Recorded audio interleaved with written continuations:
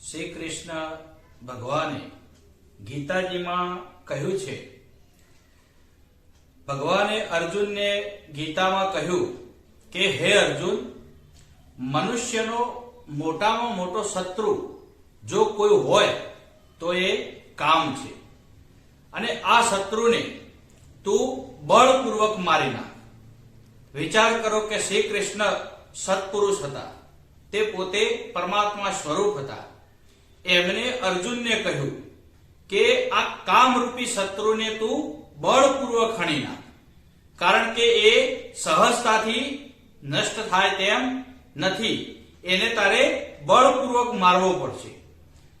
તો વિચાર કરો કે શ્રી કૃષ્ણે અર્જુનને આવું કેમ કહ્યું હશે? તો પરમાર્થ માર્ગમાં આ કામરૂપી શત્રુ તે બહુ જ હેરાન પરેશાન કરતો રહે છે, અને તે ત્યાં સુધી પીછો નથી છોડતો કે જ્યાં સુધી તમને પરમાત્માની પ્રાપ્તિ ના થઈ જાય, જ્યાં સુધી આત્મજ્ઞાનની પ્રાપ્તિ ના થઈ જાય, ત્યાં સુધી આ કામરૂપી દુશ્મન આપણો પીછો કરતો રહે છે. એટલે કે સંસારમાં આપણે જોઈએ છીએ કે કોઈ વ્યક્તિ હોય અને કોઈના જોડે વ્યવહારિક કામ કરવું હોય કે કોઈ કામ કરાવવું હોય, તો આપણે જોતા રહીએ છીએ કે કોઈ કામ કરાવવા માટે લોકો હથકંડા તો અપનાવે છે, પરંતુ તો પણ કામ ના થાય તો છેલ્લે એક શબ્દ વાપરે છે કે હવે બ્રહ્માસ્ત્રનો પ્રયોગ કરવો પડશે. એટલે બ્રહ્માસ્ત્ર એટલે કે છેલ્લી હદ સુધી જવું પડશે. તો સંસારમાં પણ આ થતું રહે છે. તો તેવી જ રીતે જેમ આપણે જોઈએ છીએ કે કોઈ વસ્તુ હોય, દાખલા તરીકે મોબાઈલ હોય, તો મોબાઈલનું ટાવર ક્યાં પકડાય છે? તો આપણે જોઈએ છીએ કે લગભગ ફોન બધા જોડે હોય છે, એન્ડ્રોઈડ ફોન બધા જોડે હોય છે. તો આ ફોનની અંદર જ્યાં જે નંબર ડાયલ કરવામાં આવશે એ નંબર ઉપર જ રિંગ વાગશે. બધાના મોબાઈલમાં રિંગ વાગતી નથી, કારણ કે જે નંબર ડાયલ કરવામાં આવે છે એ નંબર જ ઉપર રિંગ વાગે છે. તો આવું કેમ થતું હશે? તો આ સૃષ્ટિની અંદર તરંગો હંમેશા ફરતા રહે છે, અને એ તરંગો જ્યાં તમે જે નંબર ડાયલ કર્યો એ નંબર ઉપર જ જશે, એટલે કે ત્યાં જ સંગ્રહિત થશે, એ નંબર ઉપર જ રિંગ વાગશે. એમ કામરૂપી તરંગો આ સંસારમાં ફરતા રહે છે, પરંતુ જ્યાં એના વિચાર મનરૂપી વિચાર જેની અંદર બેઠો અને જેને વિચાર કર્યો, તો આ કામરૂપી ફરતા તરંગો એક દિશામાં આકર્ષાય છે, અને એ વ્યક્તિની અંદર વાસના પ્રગટ થાય છે. આને કહેવાય છે કામ વાસના. તો જ્યારે આપણે વિચારીએ છીએ કે શિવજી, એવું કહેવાય છે કે કામદેવ, બધા દેવોના કહેવાથી કામદેવે શિવજીને 5 બાણ માર્યા હતા. તો આ 5 બાણ શું હતા? તો આ 5 બાણ એવા હતા કે શિવજી જ્યારે તપસ્યામાં બેઠા હતા, કારણ કે શિવજી સત્પુરુષ હતા, શિવજી એક સત્પુરુષ હતા, શિવજી જ્ઞાની હતા. તો જ્યારે શિવજી તપસ્યામાં બેઠા હતા અને ત્યારે આ કામદેવ તેમના ઉપર 5 બાણ ચલાવે છે. તો 5 બાણ શું હતા?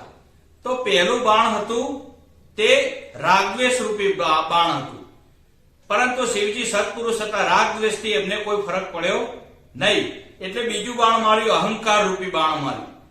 ત્રીજું બાણ માર્યું રાગદ્વેષ, અહંકાર, ક્રોધ, મદ મચ્છર, આવા 4 પ્રકારના એને બાણ માર્યા, પરંતુ શિવજી ઉપર કોઈ ફરક પડ્યો નહીં. ત્યારે કામદેવે પણ એવું જ વિચારી લીધું કે હવે મારે બ્રહ્માસ્ત્રનો પ્રયોગ કરવો પડશે.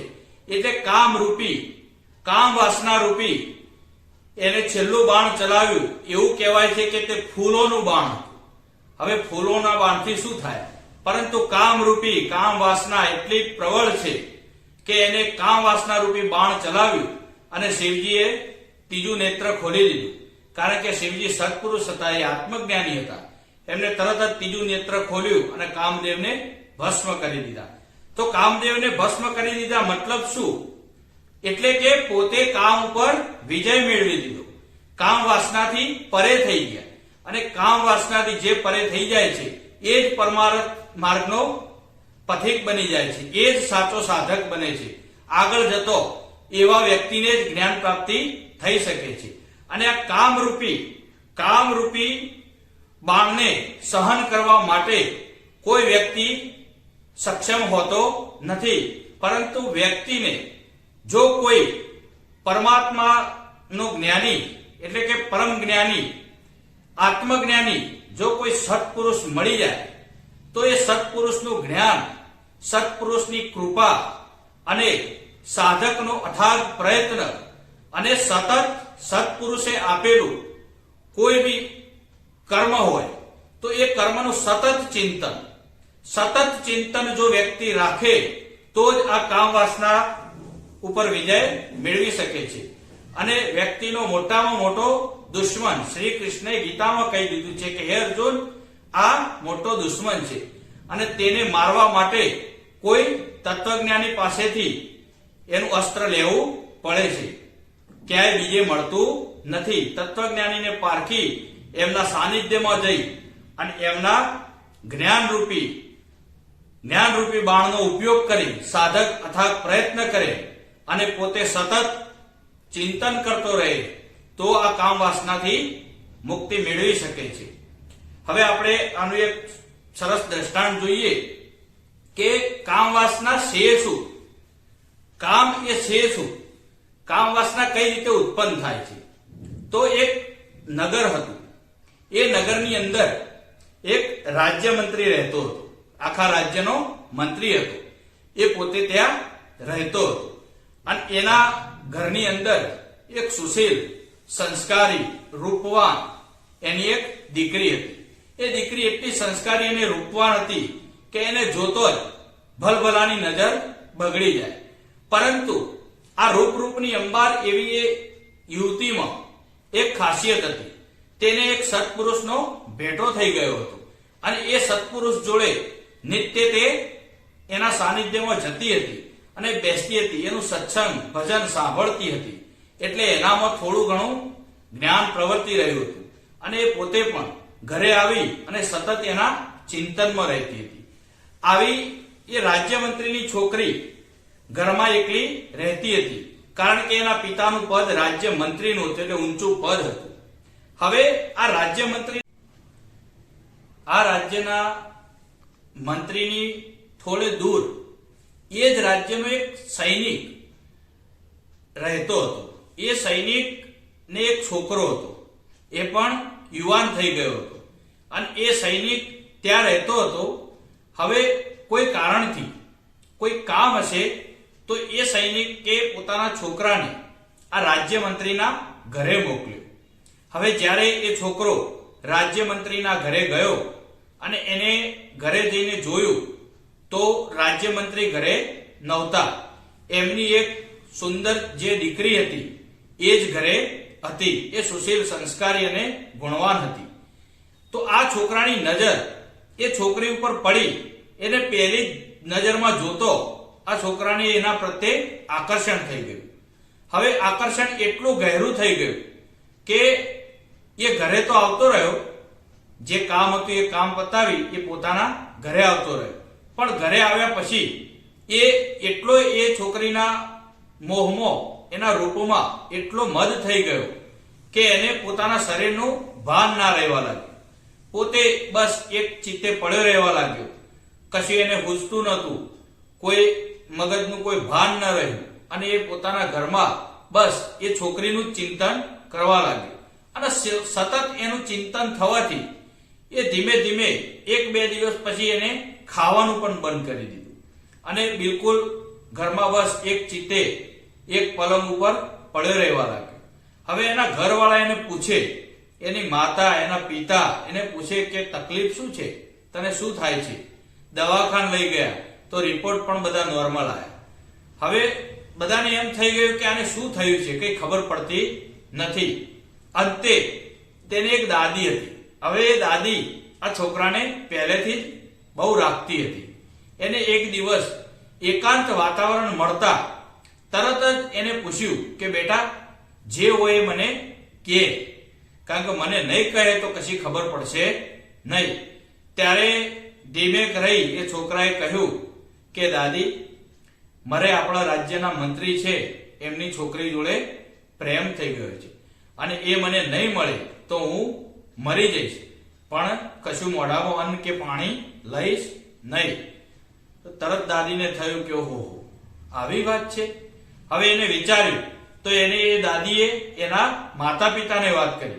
હવે એના માતા પિતાને વાત કરી તો સૈનિક ઉપર તો આભ તૂટી પડી, કારણ કે કોની છોકરી? તો રાજ્યનો મંત્રી હતો. જો આ વાતની જાણ રાજ્યના મંત્રીને થશે તો રાજ્યનો મંત્રી રાજાને કહેશે અને એ રાજા આપણને બધાને ફાંસીના માથડે ચડાવી દેશે. આટલી દુષ્ટ નજર, અને એ પણ રાજ્યના મંત્રીના ઘરે. તો એનો બાપો તો ઓતપ્રોત થઈ ગયો, એના તો હોશ ના રહ્યા કે હવે શું થશે. પરંતુ જે એની માતા હતી એને ધૈર્ય ધીરજ રાખી અને એને થયું કે આનો રસ્તો મંત્રીના ઘેર જ્યાં વગર નીકળશે નહીં. તો એ ધીમેક રહી મંત્રીના ઘરે ગઈ. તો એ જ્યારે મંત્રીના ઘરે જઈ ત્યારે મંત્રીના ઘરે મંત્રી હતા નહીં, એની છોકરી જ હતી. તો એ દીકરી જોડે આ છોકરાની માતા બેઠી બધી વાતચીત કરી અને એને કહ્યું કે મારો દીકરો 4 દિવસથી અન્ન પાણી લીધા નથી અને ખરેખર એની હાલત બહુ બેકાબુ થઈ ગઈ છે, એ મરી જવાના આરે છે. તો તરત પેલી છોકરીએ પૂછ્યું કે એવું થવાનું કારણ? તો કે એનું કારણ તું છે.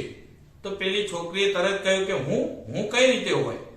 તો એને કહ્યું કે એ તારા પ્રેમમાં પડી ગયો છે. એક દિવસ તારા ઘેર આવ્યો અને તારા ઉપર એની દ્રષ્ટિ પડી અને એને અંદરથી તું બહુ ગમી ગઈ છે, એટલે એ તારા ઉપર મોહિત થઈ ગયો છે અને તારા ચિંતનમાં ખાવા પીવાનું બધું એને છોડી દીધું છે. ત્યારે આ છોકરી એક સત્પુરુષના સાનિધ્યમાં જતી હતી, એટલે એ થોડું એનામાં જ્ઞાન હતું. તો એને તરત જ ક્રોધ ના કર્યો, બીજું કઈ વાત ના કરી અને એને તરત મનથી વિચાર્યું કે જો મારા કારણે આ થયું હોય તો એનો આ મોહ પણ તોડવો મારે જ પડશે, બીજું કોઈ આવશે નહીં. એટલે તરત જ એને એની છોકરાની માતાને કહ્યું કે તમે એક કામ કરો, તમે એને કાલે મારા ઘરે મોકલજો, મારા પિતાજી ના હોય એ ટાઈમે, તો હું એને વાત કરી લઈશ. તો તરત જ આની માતા પણ ખુશ થઈ ગઈ કે આ કઈક રસ્તો કાઢશે.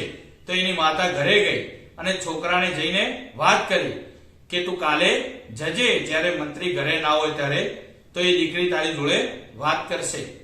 તો બીજા દિવસે આ તો છોકરો ગયો. તો પેલી છોકરીએ ખાલી એટલું જ કહ્યું કે 2 દિવસ પછી અમારું બીજું એક ઘર છે, તો 2 દિવસ પછી તું મને એ ઘરમાં આવીને શાંતિથી મળજે, આપણે બધી વાત બેસીને કરીશું. એટલે આ છોકરાને હસતા મોઢે આવી વાત કરી તો એ તો તરત જ મનથી પ્રફુલ્લિત થઈ ગયો કે ઓહો, હું આટલી વાત કરતા ડરતો હતો અને જે ડર મારો આજે નથી રહ્યો, કારણ કે મને આટલી સહજતાથી જો વાત કરી છે તો એનો રિપોર્ટ પોઝિટિવ છે, એ મને સ્વીકારી લેશે. આવું વિચારી ખૂબ જ ખુશ થઈ ગયો. ઘરે જઈ નાચવા કૂદવા લાગ્યો અને ખાવા પીવાનું પણ ચાલુ કરી દીધું. એ 2 દિવસમાં તો મસ્ત થઈ ગયો. અને 2 દિવસ પછી જ્યારે પેલી છોકરીએ કીધું હતું એ સમય આવી ગયો.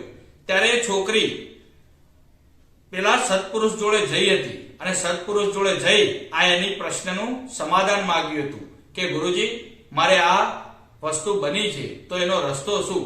તો એના ગુરુજીએ એને એક રસ્તો બતાવ્યો હતો.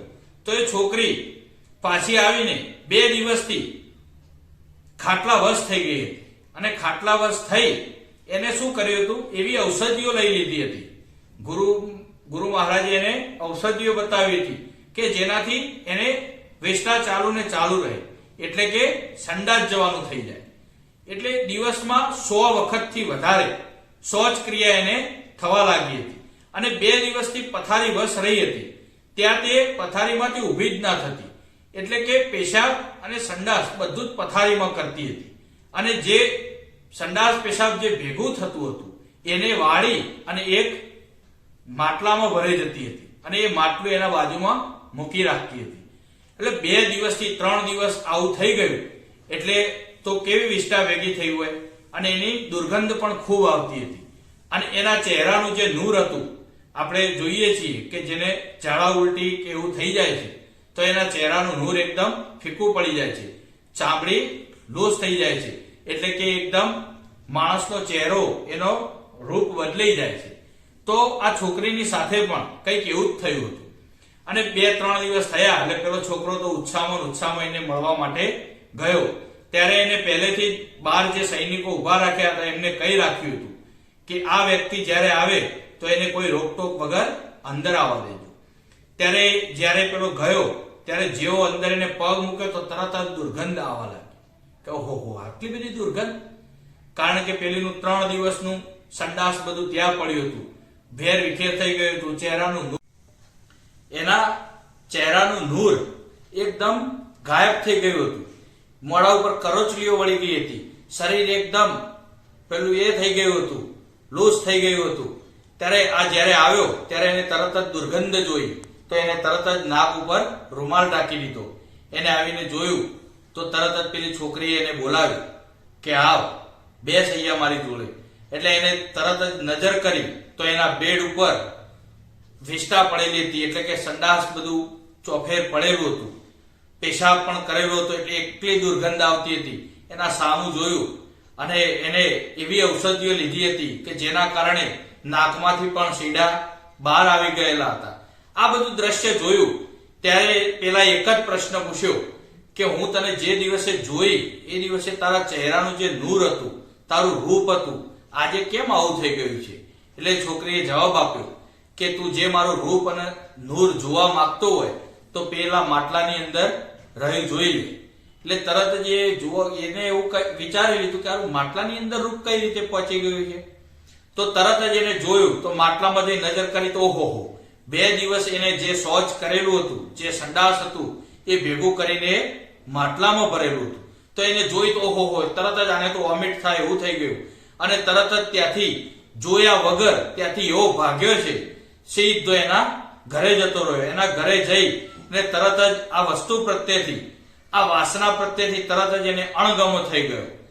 તો પેલી છોકરીને તરત લાગ્યું કે મારા ગુરુજીએ આપેલો હથકંડો સફળ થયો છે. એ તરત જ ત્યાંથી ઊભી થઈ અને પાછી વ્યવસ્થિત ઔષધિ કરી અને એ કમ્પ્લીટ થઈ ગઈ. અને પેલી બાજુ પેલા છોકરાને જે મોહરૂપી જે આ ભૂત ચડી ગયું હતું વાસનાનું, એ ભૂત આ પ્રયોગથી ઉતરી ગયું. એટલે આપણે વિચારીએ છીએ કે જે આપણે જેને કામ કહીએ છીએ તો કામ ઉત્પન્ન ક્યાંથી થાય છે? તો કામ રૂપથી ઉત્પન્ન થાય છે. તો આપણે વિચારીએ છીએ કે આપણે કોઈ બી વ્યક્તિને જોઈએ કે કોઈ છોકરો કોઈ છોકરીને જોવે તો એનું રૂપ એને ગમી જાય છે, કે છોકરી છોકરાને જોવે તો એનું રૂપ એને ગમી જાય છે. પહેલા રૂપથી શરૂઆત થાય છે, રૂપથી પછી વાત થાય છે અને વાતથી પછી આ વાસના પરોવાય છે, એકબીજામાં વાસના પરોવાય છે, એટલે આ બધું આગળ ચાલે છે. પણ આ રૂપ છે શું? તો આ રૂપ એ બીજું કઈ નથી પણ રૂપ એ આ મલમૂત્રનો બનેલો એક ઢાંચો છે. કારણ કે આપણે જ્યારે માતાના ગર્ભમાં હોઈએ છીએ તો માતાના ગર્ભમાં બીજું કઈ જ નથી, મલમૂત્ર એટલે કે મલમૂત્ર જ ભરેલું હોય છે. અને મલમૂત્રની અંદર આપણે 9 મહિના સુધી પડ્યા રહીએ છીએ. તો માતાના જે મલમૂત્ર અને માતાના જે રસથી આપણા ચહેરાનું નિર્માણ થાય છે એને આપણે રૂપ કહીએ છીએ. તમામ સંતો કહે છે કે આ મોસના લોચરાનું બનેલું શરીર અને વ્યક્તિ એના પાછળ જ ગાંડો થઈ આખી જિંદગી ખર્ચી નાખે છે અને બરબાદ કરી નાખે છે. તો આ વાસના ઉત્પન્ન જ ત્યાંથી થાય છે. રૂપ, હમણાં કોઈ કદરૂપી સ્ત્રી હોય, એને માથે ફોલ્લા પડી ગયા હોય, મોઢે એકદમ કાળું મેશ હોય અને બળી ગયું હોય, તો એવી સ્ત્રી સામે કોઈ મોંથી જોતું નથી કે એના પ્રત્યે કોઈને વાસના થતી નથી. પરંતુ સુંદર હોય, સુશીલ હોય, તો આ સુંદર સુશીલ જે છે એ પણ મલમૂત્રથી જ બનેલું છે. તો આ મલમૂત્રના ઢાંચાને ખરેખર આપણે જે દ્રષ્ટિથી જોઈએ છીએ એ દ્રષ્ટિથી જોવું ના જોઈએ. અને આ શરીર પંચ તત્વોથી બનેલું છે, તો એ પંચ તત્વોથી જ બનેલું છે. તો એ પંચ તત્વને સારી પેટે સમજી જાણી અને એનો વિધિસર ઉપયોગ કરી કોક સત્પુરુષના સાનિધ્યમાં જઈ પંચ તત્વને જાણી લેવામાં આવે તો પંચ તત્વથી આપણે પરે જઈ શકીએ છીએ અને જ્ઞાનની રાહ ઉપર ચાલી શકીએ છીએ. બસ બીજું આગળ વિડીયોમાં જોઈશું. જય ગુરુ મહારાજ.